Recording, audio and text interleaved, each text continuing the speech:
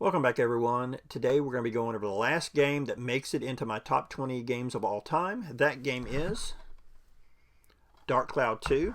This is definitely my favorite PS2 game, as well as my favorite action RPG of all time. I put lots of time into this game. Teaser, this game is in the top 5 when I rate those games and rank those games for you. Expect that video hopefully in the next couple days. Hopefully it won't take nearly as much time as it has to create the spotlight videos. So guys, sit back and enjoy. I'm now going to talk about the game and give you a little bit of footage to enjoy as well.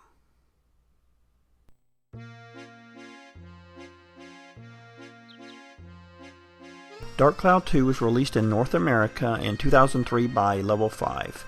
It's an action RPG at its heart and very similar to the first game, but there were definitely quite a few improvements over the original.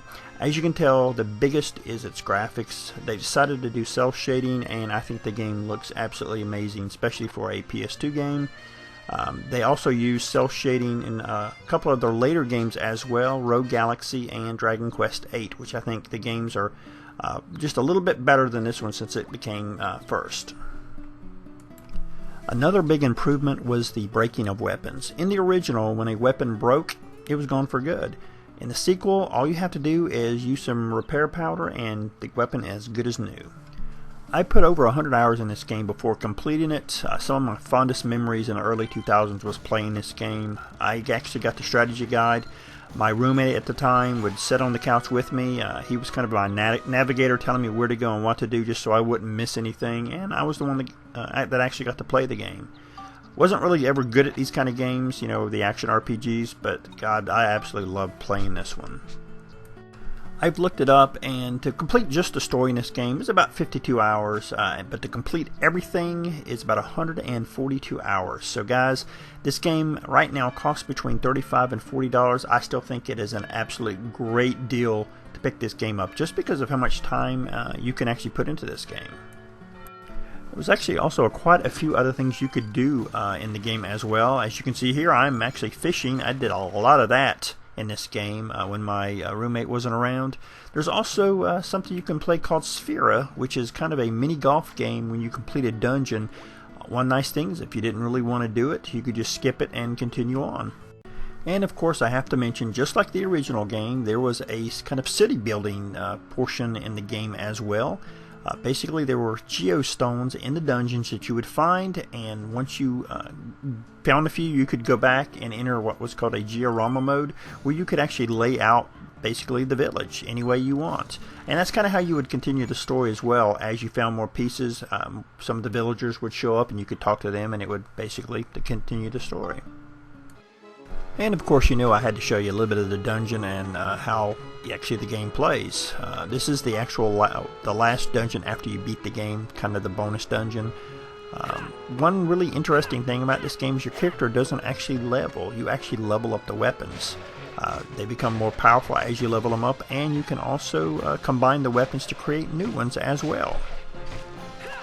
Really not going to go into any kind of story because I really don't want to ruin it for you guys if you really want to play it, because like I said, I highly recommend this game. But I will say there's two different characters you can play as, a male and female. The male is Max.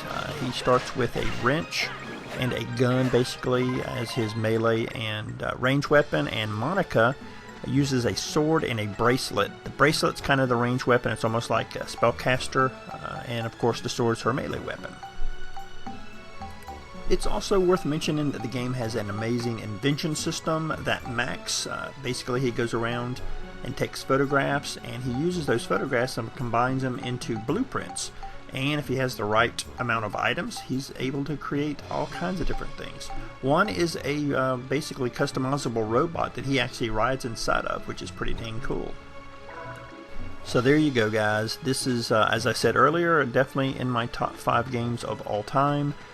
Probably one of my favorite memories of me playing games in the early 2000s was playing this game and completing it. It was, for me, really enjoyable, and I know even my roommate enjoyed it a lot, even if he mostly just navigated as I played the game. Someday I hope we will get a third in the series. There's been all kinds of rumors in the past that there's going to be one. Heck, there was even one that it was supposed to appear at this year's E3, and of course that did not happen. So I'm not holding my breath, but again, I hope someday that we will get a third game in this series. So guys, this is the last one, like I said, in my top 20 spotlight. So very soon, hopefully, you will see me put out a top 20 games of all time and rank them. So hopefully maybe within the next 3 or 4 days I'll be able to put that together and put it up for you. So guys, thanks again for watching.